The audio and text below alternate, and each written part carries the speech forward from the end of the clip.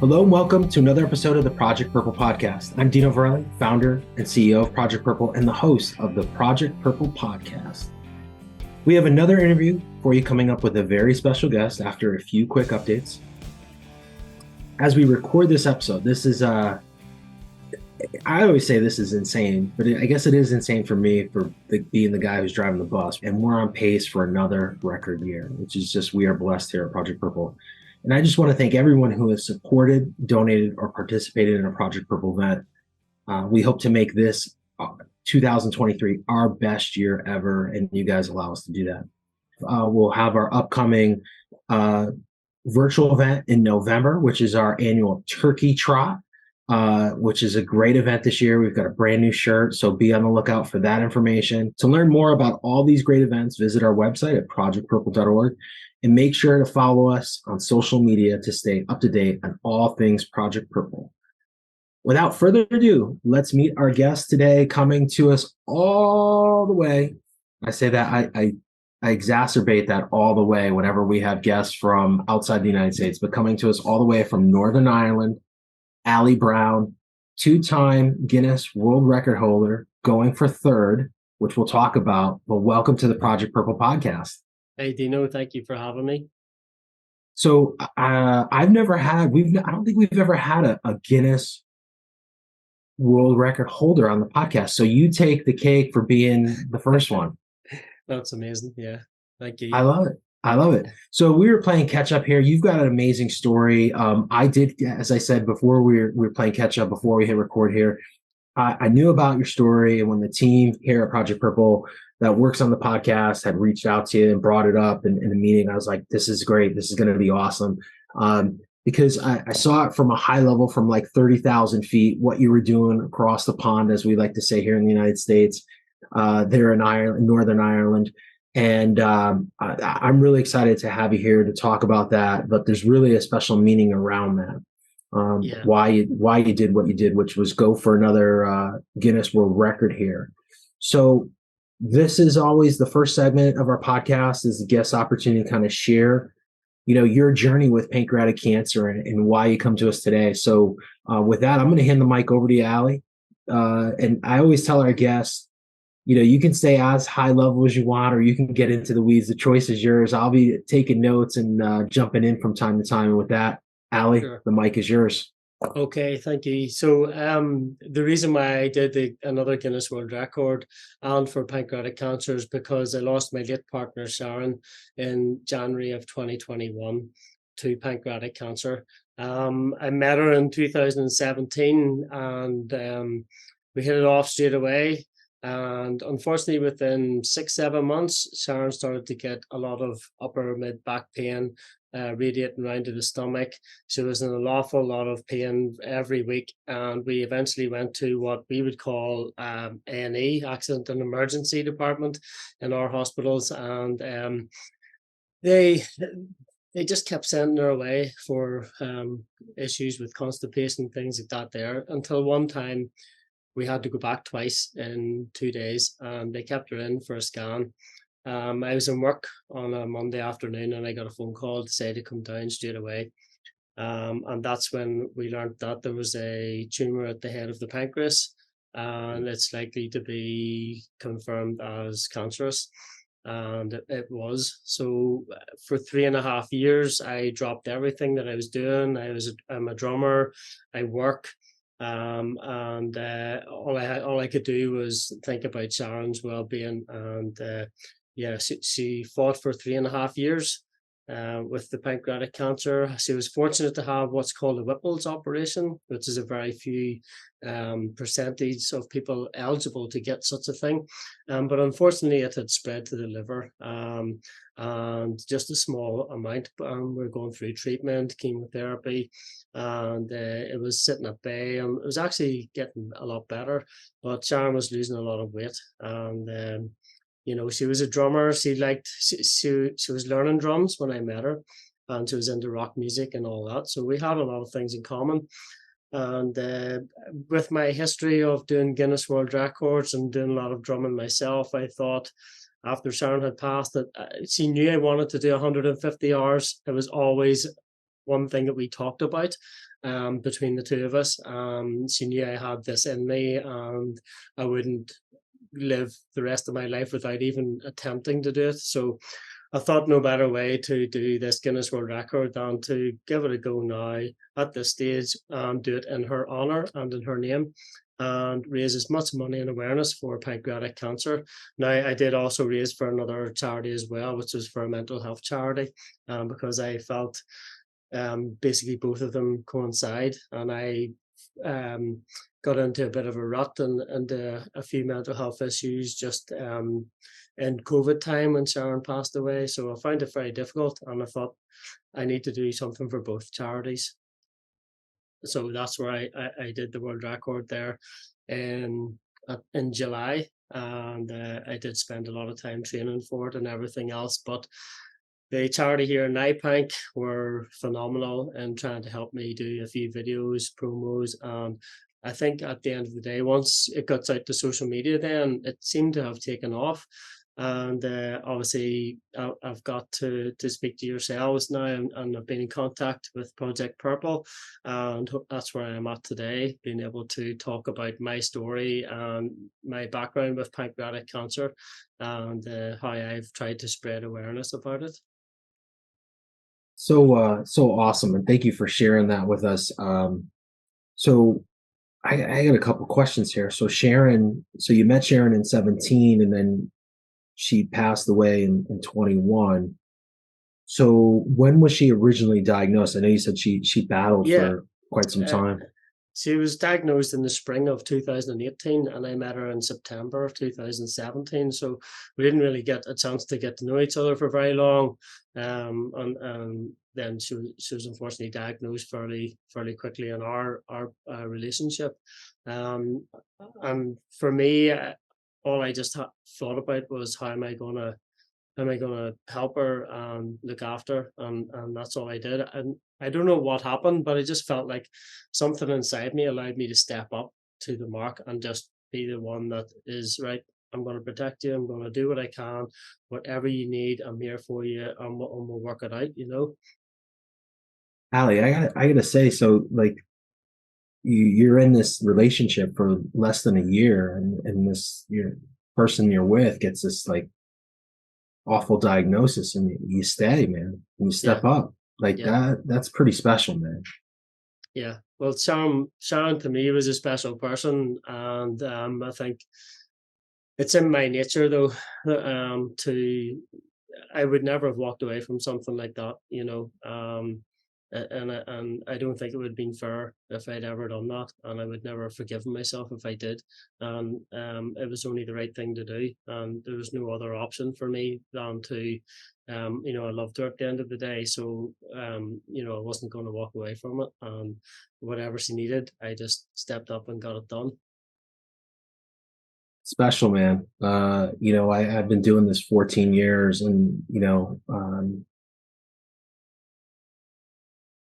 a lot of times we have couples on, or a significant other that was with someone for a long time before they get diagnosed, right?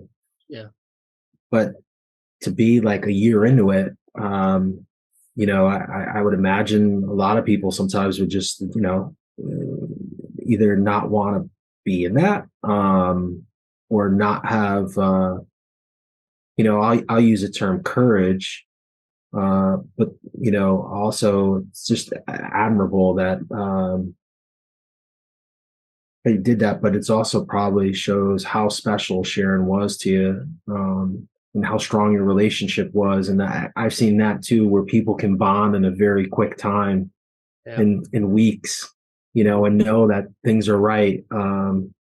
So appreciate you sharing that with us, because I know that's not easy to tell kind of people's worst of times, and to do that. And sorry for your loss. Thank you.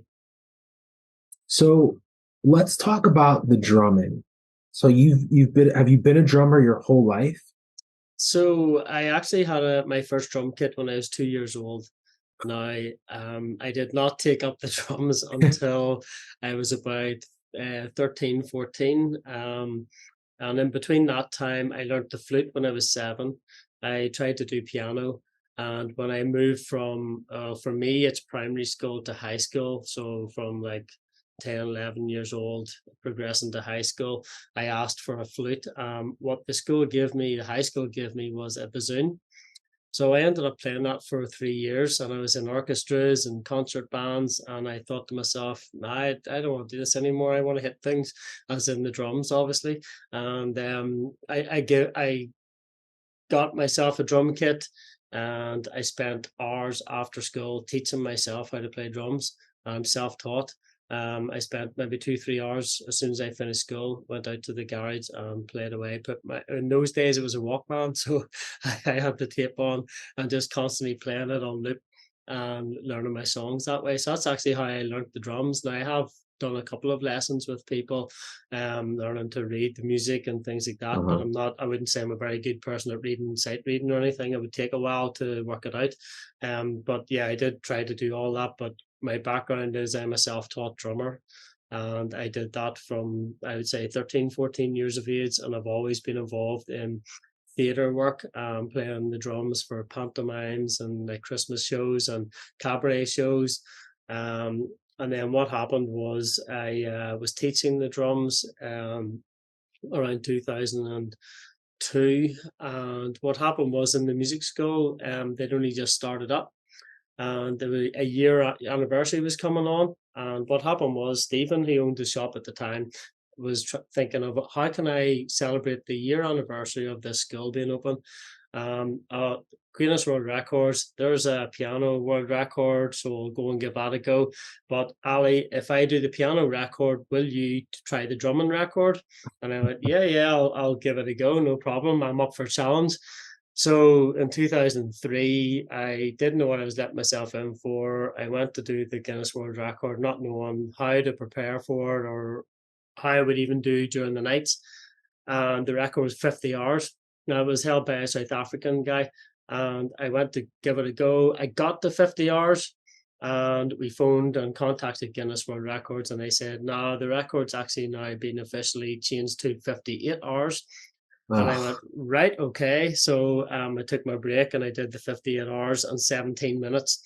Now, the Guinness records at that time, the rules were different. So I actually had to play a full 8 hours worth of drumming before I was allowed to take a comfort break at all. I could not leave the drum kit for 8 hours solid, no matter what I needed to do. So then so then you get a 15-minute break. So at that time, 2003, the record was 8 hours, 15-minute break, 8 hours, and 15-minute break. Just keep that going. Yeah. Until you can stop. So hence the 17 minutes is basically my 15-minute break and then a 2-minute part of a song. And I just went, I'm done. I've done it. So that was me finished. Because when you take your break in the Guinness rules, even now, your breaks aren't allocated in the record unless you play at least a song afterwards, and then it counts as part of your record time. So that's how even the Guinness records came about. 2003, first ever attempt, and I managed to break the world record. I got into the book and everything, got my certificate. So I think I was hooked from them, because after that I've done it 5 times in total, and including the previous one. I want to stop here for a second and talk about this first one. So there's no training. And so I've run 10 marathons, and I think, we were talking before, we do a lot of marathons, right? So we know a little bit about training here. I mean, for marathons, which is a grind, right? That's like, 4.5. Well, for some people, it's, it could be, average finishing times like 4:10, right?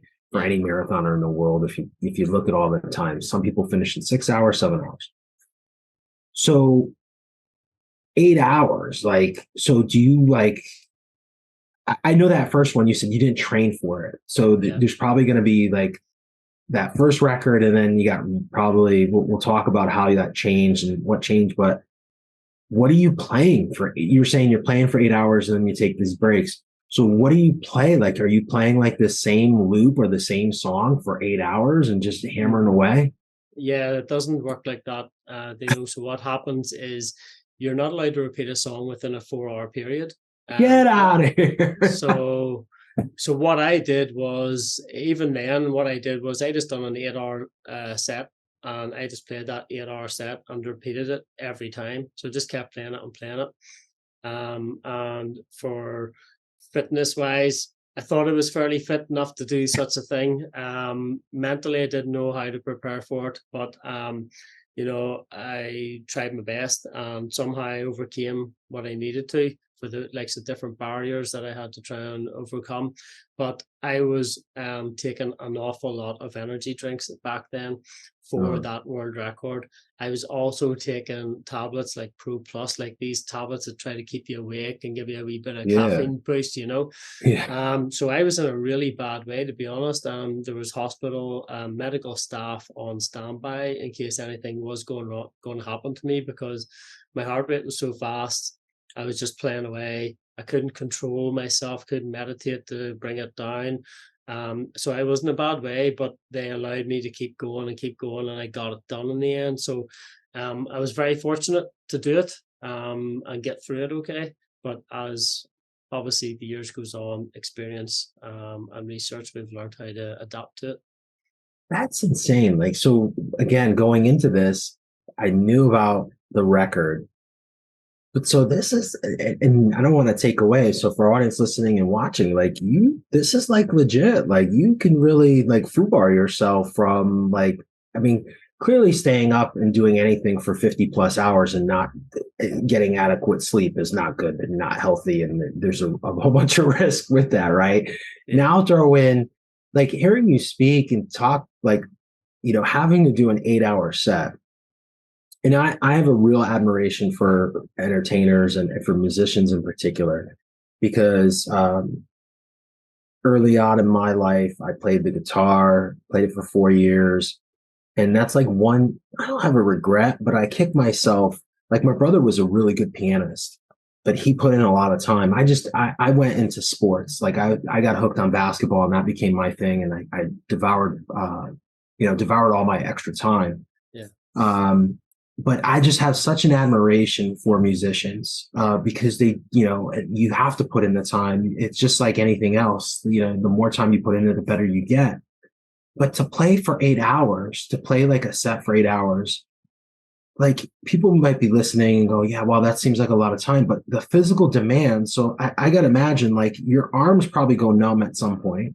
Yeah. Your feet probably from the pedals, right, are going to go numb. So like I brought up the marathon analogy before, like, okay, so like we're running 26 miles in 4.5 hours. That ain't nothing compared to a 50 plus hour drum session, where you're moving your whole body. And I got to imagine your back is probably at some point going to cramp up on you potentially. Yeah. And don't forget also the seat that I'm sitting on. I'm not prepared to understand the fact that I could accidentally sit in a position where I could sit and trap a nerve in my leg. My leg could then go numb completely. Yeah. All of that, having to get pillows and things, not preparing, having to sit on pillows to try and make my backside a bit more comfortable, things like that there. My arms cramped up. I was playing one-handed at some point. You do get a break of 30 seconds between every single song. Now, it's very important that you get playing again after that. So imagine stopping the end of a song. This next song could start straight away with drums in it, but I don't have to play the drums. I can wait for 30 seconds. As long as I start within the 30 seconds, then that's fine. So in that period of time, you learn to stand up. You learn to give yourself a bit of a shake and sit back down again and compose yourself and play the next song. So there's little things like that where if you use things like that wisely and strategically, you can then get through it. But yeah, you couldn't. I couldn't have sat there the whole time and not get up and stretch. So I do have those 30 seconds, and that allows me to do so. I guess my thought on that, Ali, though, is like when you're running, when I've run my marathons and like you stop to like tie your shoe, like you ruin your momentum and then the pain starts to set in, right? Because now you feel like everything, like just to move a little bit hurts, right? Like it all like your body like has to shut down and you have to stop movement instead of just like keep moving, I guess. Yeah. That's so I think with the running, though, the aspect of doing a marathon running wise, it is, as you say, about momentum. And Yeah. if you say have to stop for some reason, then all of that seems to have, you've maybe lost that. I'm not a runner myself. I can't run to save myself. But I can understand the fundamentals of it. I know that if you stop, you're going to find it difficult to get that rhythm back, to get that to a pace where you were running. So I think there's similarities there, though, isn't there? Because at the end of the day, when you run, you're going to hit a mental block. You're going to Yeah. you're going to hit what they say, the wall is not right. So you've got ways that you have to try and figure out how to push yourself and push the body and concentrate on something, and get your way through it. So it's the same thing for me in the drumming. I guess the mentality of it is what we need to work on to push us through to see it to the end. But yeah, I'm lucky enough. I do have those wee breaks there. I can eat and play at the same time. I can sleep and play at the same time. I can play one-handed. So I've got a variety of ways I can do it. Unfortunately, you can't run one-legged if you've got a sore leg or anything like that. So No, that makes yeah, it tough. So on that note, then, like, and I know I want to ask a secondary question on this, but since you bring up getting over that wall, over that mental hurdle, like, what strategy do you use now to get mhm, over that? Because, like, we talk about it in running, it's like, all right, you hit the wall. Like we always say, like, we have a saying here, like, you work harder, it's not chemo, and everyone hits the wall. Some people hit it at mile 18, some people hit it at 13, some people don't hit it until 26. yeah, Some people hit it at 22. Everyone's different, but everyone always hits that wall at some point in that marathon. yeah. So for you, like, what strategies have you used currently to kind of, maybe over the most recent one, to kind of get Yeah. over that? So if I go full circle from the first one, where I've been taking lots of energy drinks and caffeine and trying to stay awake for it, to now, we've researched so much, we've learnt off each other. There's only 5 of us in the world that can play over 100 hours, and we've all played together in 2017 in Portugal, and played 100 hours together in a big shopping mall. So we've all learnt off each other. We've got a really fantastic brotherhood and camaraderie there between us all. So what we've done is we've learned so much. For the previous one there that I've just done, I did the entire 150 hours with no caffeine, no sugar. And what I did was I used drinks with a mixture of what we call cordyceps, ashwagandha, chaga. They're like herbal mushroom aspects, extracts, and you can mix it with water. And what it does is it gives you a bit of a high, but you don't have a crash. So when you take an energy drink, the more you take, or even Yeah. chocolate, for example, you get that bit of a crash. So I didn't have any of that, and I felt like I was on an even playing field from start to finish. Now, between the hours of, say, 3 o'clock in the morning to 7 in the morning, my body every day, including the first 24 hours, wants to go to sleep.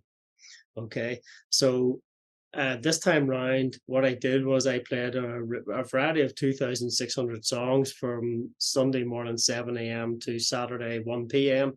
I didn't try to repeat any songs. Some songs were repeated, but they were days apart, so it was okay. But my way of thinking was, don't repeat a song in a way that you're going to play with your head and think, and you're going to put yourself off the routine. But I tried to stay awake during the day, and any time I did a power nap, for example, I did that in the morning time, the early hours of the morning. And then that Mm. way my body was wanting to sleep. That's okay. We'll take a break. 5 minute, 10-minute power nap. That's all I need. And I'm back on again. And you think I've slept for a night, no problem. Because my body's used to it. I've been training for 20 years, over Yeah. 20-year period doing this, and I've been researching it as well. So I know what my body can do now. But yeah, I did the whole week without sugar, caffeine, and I tried to do my sleeps at nighttime. Mentality, hitting the wall. I hit a wall maybe every single morning between those early hours. It's dark, my body wants to sleep, but I have to try and keep pushing on. I was hallucinating a lot. Every day I was hallucinating in the early hours of the morning. But I have a team there. This isn't about me. This is about me and my team. The people there to support me, the people who have done this with me before. They know when I'm going to crash. They know how to push me that extra hour. So before I can take my breaks. And just on the breaks, I'm allowed to play a complete 1 hour, and I get a 5 minute break, but I can accumulate that. So, for example, I can play 4 hours straight, take 20 minute break, but I don't need to take all 20 minutes. I can just take 5 minutes and come back, and then bank the 15 minutes for later stages. So I think by the time I got to 96 hours, I had only an hour and 10 minutes sleep. And I banked almost 3 hours worth of break time that I could use for later stages, so that if anything did go wrong, or I did crash in a way that I needed a longer power nap or sleep, I could do so. I did use 5 minute breaks. I think in total I used 41 breaks over the entire 150 hours. Majority of those are 5 minutes, just so that I could run to the toilet and come back again and just keep playing. And a couple of 5, 10, 15, 20 minute power naps as well. I haven't played at the same time. But for me, the mentality of getting through, pushing through the wall, my event is different. I've got a team beside me. I've got people that can see me crash and can shout at me, play, and in my ear, talking to my ear and say, look, you've only got 30 minutes to go, push another hour, get another hour done. And then it's weird, because what happens to me then is I'm concentrating so much that I forget about the fact that I had half an hour to go. And then I end up playing another 2 hours, before I take my break. And they're saying, look, he's fine. He's thinking that he's only got half an hour and he's just done another 2 hours without even thinking about it. For you, you're on your own though. It's different, I think. Yeah, you're on the course. And I also feel too, I mean, I guess for some people that have done we've had some people do some ultra marathons, and that's like they're going for 24 hours. I mean, so this last one was 150 hours. That's a whole week of playing. That's 6.5 days of playing nonstop. So this is a whole nother level, and so it's just wild. I mean, so I just want to make sure we make that point here with the audience. Like this is pretty impressive stuff, man, here, Ali, that you're able to accomplish. So I got, before we get to this last one, so you set the record in 2023, or 2003, excuse me. Yeah. But you said you've had 5 attempts, and so this last one's going to be the third. So I got to imagine the two that didn't become attempts, like it sucks to not to be in second place. Let's put it that way, right? Like it's the same amount of time and energy that you put into each one, and when you don't get the record, that's got to be like super defeating. Exactly. So the 5 attempts are 2003, I broke the record. I got the certificate, 58 hours, 17 minutes. 2004, I played 78 hours. And at that time, somebody had literally just beaten the time that I was trying to beat, and I wasn't aware of it, and I stopped, and that was me finished. So I failed that one because I didn't play long enough. Then in 2008, the record was 86 hours, and I became the first person, after the world records were reset in the 90s to 0. I then was the first person to hit 100 hours in 2008, and I did 102 hours and 49 minutes. The other one is the attempt in Portugal, 2017, where the 5 of us got together in a shopping mall, and we beat the group record of 80 hours by playing for 100 hours.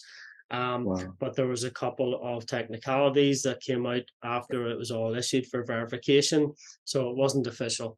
But at the end of the day, we played the 100 all together. We've all done it before, but to do it together was an amazing achievement. So you can't take away what we've done just because it's not a Guinness World Record, that sort of way. So this one I've done now, the record was 134 hours and 5 minutes, and I played 150. So I was starting on Sunday morning, 7 a.m. I broke the world record on Friday evening at 9:05 p.m. And I then had to go another 16 hours. I had to push myself through another evening, right through to the Saturday afternoon to 1 p.m. to hit the 150-hour mark. So I had a goal, of 150 hours. The record's 134. That's not what I'm worried about. I'm worried about hitting 150. I want to get 150 hours, my goal. So whether it becomes a Guinness World Record or not, I'm the first person in history to ever do something like this and hit 150 hours in a drum kit. That's never, ever been done before. So you can't take that away from me. And at the same time, if it's a Guinness World Record, then that's a bonus. Now, it Yeah. has to go and get verified. It takes 8 to 12 weeks to be verified Yeah. properly. Yeah. I'm still processing the paperwork because I have to upload everything. Yeah. So hopefully within the next week or so, I'll have all that issued to Guinness Records then, and 8 to 12 weeks to wait. It's a very, very costly thing to have somebody there to adjudicate it. So Yeah. so that's the other option then, is for me to record everything myself and send it away and get it verified. So I'm easy either way. If it gets confirmed, I'll be amazing, and I would really love for that to happen, and I do pray that it does happen. But at the same time, I think everyone in the world that is aware of this event knows that, I didn't do 134s, I did 150. 150. So Yeah. why the 150? Is that some sort of It was significance or meaning personally? To be honest, no, it was a round figure. I just wanted to pick because I got the 100 and because I got the 100 hours. I wanted to do the first to get 150, Yeah. and that's what happened. So I worked out that I could have gone on to 162, 165, absolute maximum, because then I would be at a stage in the middle of the night and I would crash. I don't Yeah. believe I would get through another night. I don't honestly think that. I don't want to go through it again to even find out. But I do know that there's potential there. I could easily have gone to 160. I know that. But I had a target to hit and I just hit the target and that was me. I'm done. I know I have nothing to prove. So I'm happy. So let's talk about recovery. So what is like the next day? Do you just sleep for 24 hours and try to get back on like some sort of schedule? Like, like eat normally, go to the bathroom normally. Like, how does that look like post? Like, how sore are you? Like after that 150, you had to be like a hot mess. Okay, so we're a month after I've done the record. My right hand, I play the drums right-handed, so I still have pain. I have numbness across the palm of my hand. My middle two fingers are completely numb. I have no feeling in them at all. I can move them, but I just have no feeling in them. Now, that's because I have a bit of nerve damage in the top of the forearm here. It's sort of pinching the nerves, the muscles are. So therefore, it takes a while for that to recover. Everything else, not a problem. I went to sleep on the Saturday afternoon, got up again for about 2 or 3 hours, tried to go through my phone, and I was like, I can't even do this. The amount of social media, the amount of support I've got was phenomenal. I didn't expect it, half of it. And what people did to support me, I can't thank them enough for everything. The smallest of thing, it was so humbling for how people just came out and supported me and were there for me. But I stayed up for a few hours, went to sleep on Saturday night. My sister was home from London, and I went out for Sunday lunch with my dad and my sister. And I treated Sunday the next day as a normal day. Now, a few weeks later, in the afternoon, I'm almost face planting the desk in work. I'm like starting to fall asleep. It's catching up on me. But I feel like I'm not fully recovered. I know I'm not fully recovered with my hand. Sometimes I'm back to the gym and my heart rate shoots up. So I'm trying to be careful with that and just, I think my body is still in the recovery stage. So maybe a few more weeks, I'll hopefully be back to normal. That's wild.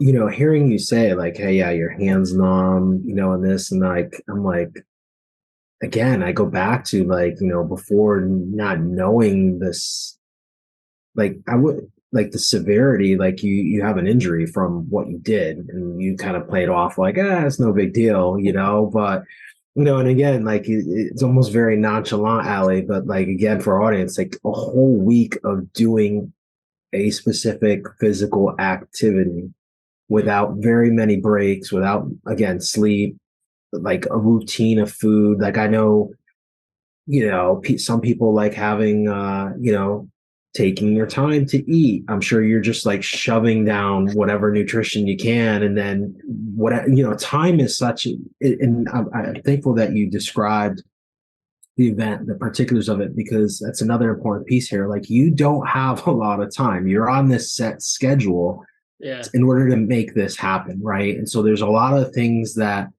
you have to adhere to make this work.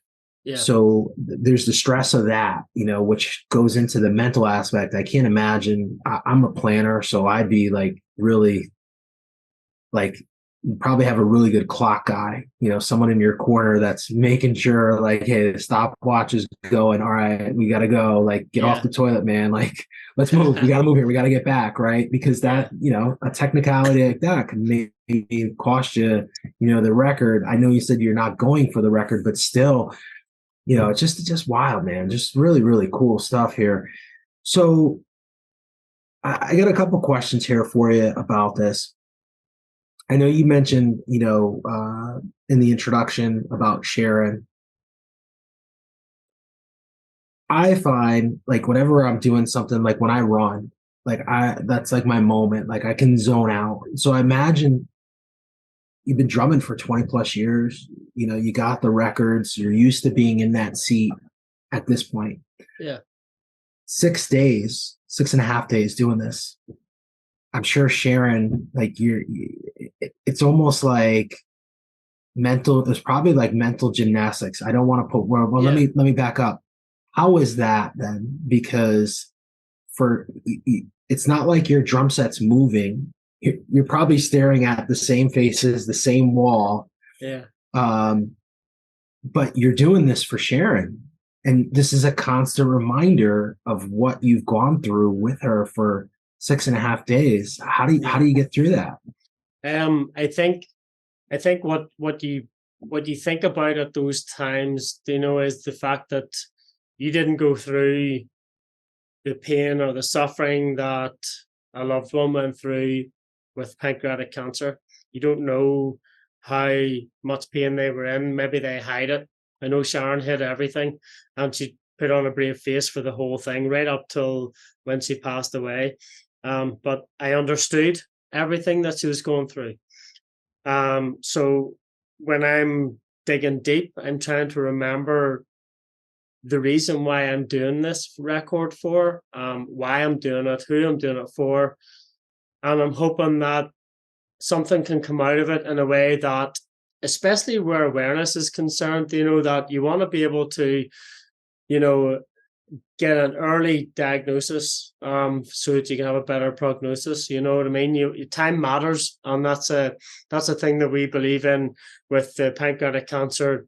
For NIPANC, their hashtag is time matters, and you just hope that what you're doing is spreading enough awareness out there for someone to realize just what suffering can be done, and just realizing that the earlier you get sorted out, the better. So I always try and remember what I'm doing it for. And I know Sharon was beside me the whole time doing it, encouraging me, shouting at me or whatever. But I also am aware of the fact that I think that through her story and me putting her story out there to the public is allowing for the awareness to come to some family or anyone who's feeling any symptoms towards pancreatic cancer, that hopefully somebody will go and get checked out and give them as much time as possible, to get help. So I always think about what I'm doing it for. It's always about that, and my friends and family all know that I'm so stubborn anyway. So you give me a challenge, and I'll push myself. So those things you always remind yourself, just someone else is suffering. This is not about me. I'm going to push myself. I will get through it. I believe in myself. So why everyone else believes in me, so I can't die. You know. Powerful stuff, my friend. So with that being said, you just did 150. Do you think you have 200 in you? No. I'm gonna say no, but I'm not gonna do it again. I don't have anything to prove anymore. Every time I've gone to set out to do a certain specific time, I've managed to reach that time, and I'm very fortunate to do so. So I think that it's best for me to hang up the sticks in terms of doing an endurance event like this again. There is talk of the guys getting together in Canada next year or the year after to do 100 hours again and push it and get it confirmed. So at the very most, I would do that. I did the world record event under a company called Drumathon Live, and everything can be seen on www.drumathon.live on that website, and all the famous musicians and celebrity musicians and everyone that's been involved over the last few years that I've been very lucky to be part of. They're going to do another Drumathon Live next year in 2024. This year was all about me, Drumathon Live, doing the 150, doing the world record. But the years up to that have been raising money for mental health and various charities, where I've done a 24-hour stint in a studio. Other drummers have done maybe 1 hour or 12 hours. So next year, if anyone wants to get involved with it, they can do. And it can be done like a stream, so anyone in the world can get involved. And we want to make it as big as possible. So any drummers out there that want to do a 1 hour, 12-hour stint, whatever, they can look it up and get in touch. So awesome. I think I've seen like pictures. There was a video probably pre-pandemic, like in Italy, and they were having there was like a massive amount of drummers, and they were playing, I think, Foo Fighters or something. It was just so wild, man. Again, I have such an appreciation for musicians, because it's just awesome. So that's the Rockin' 1000, and I sent an edition through a few weeks ago. So I've got my edition passed, and I'm now able to get involved with that now. So when the next one comes up, I can get involved with it. So awesome. I got a couple questions here left for you, and then we're going to share with our audience where they can follow you along and reach out to you if they have questions. Sure. And on that note, what advice would you give someone? I mean, what you decided to do is really, really special, Ali. And I don't know if anyone's ever told you that. I think anyone who raises awareness for someone they've lost or someone who's fighting is just really, really selfless, and it's really special. So given what you've done here with 150 hours, maybe there's someone listening and maybe it's not drumming, but and it's not running. Maybe it's just something that they just love and have a passion for, just like you have a love and a passion and something that you and Sharon shared with drumming. What advice would you give that person on the other side listening to take that and to try to raise awareness? Like maybe some of the things that you've learned through this experience.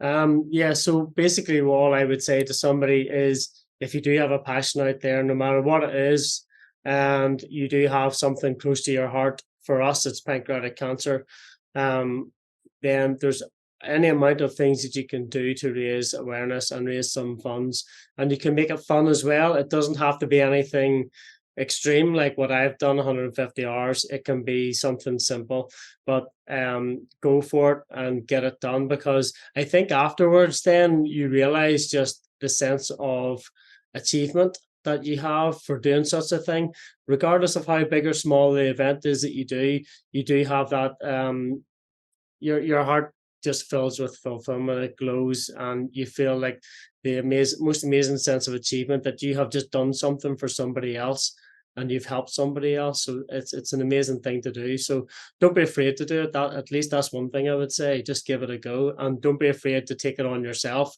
But also remember, there are plenty of people out there that will help you if you want it. Special stuff. My last question here, and given your experience and what you went through with Sharon, how do you define the term pancreatic cancer? That was a very difficult one. Because for me, I realized that it made life difficult from the start.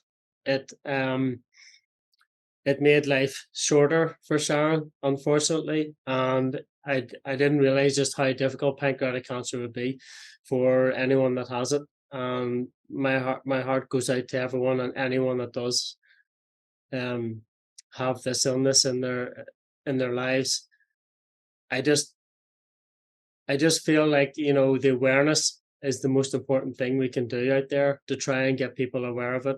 And hopefully we can get the right funding and backing to allow people to enjoy life better, and get the right help, because it's not nice. But the only thing I would say about pancreatic cancer is anyone that does have it or suffer from it, please do not bottle any emotion up. Please do not feel like you're on your own, because you're not. There are many people out there who love you for who you are and will be by your side and help you in any way you can. So please don't feel like you're on your own. So powerful to hear you say that, because any cancer can be very lonely, and I think there's a level of unfortunately, the media, social media, like we sometimes put certain people up on a pedestal, and so everyone has to feel like they have superpowers, right? Yeah. And I think when you get cancer, there's that feeling of like being vulnerable, and allowing people to help you. But there are so many groups, there's so many people. No one fights alone, is what we like to say. And I think what you just said, like I said, is so powerful in the sense that there are groups out there. There's friends, strangers that will help everyone get through this. And it's really special to raise awareness. And Ali, I gotta say, man, I didn't know. Again, I knew the record, and then we start to get in this. I love pushing the body to its limits. I think the human body is amazing, and I've seen some amazing feats in my time. The Guinness World Record, as you said, it doesn't matter, but I know to some people it does matter. But to just hear your story, man, is freaking amazing and so inspiring. I mean, we do a lot of physical activities. The premise around what we do is we just want to get people moving, because there's the endorphins, and it's positive. And, pancreatic cancer has that negative connotation. So we want to get people moving because we know those endorphins get going, and people get that positivity and healthy.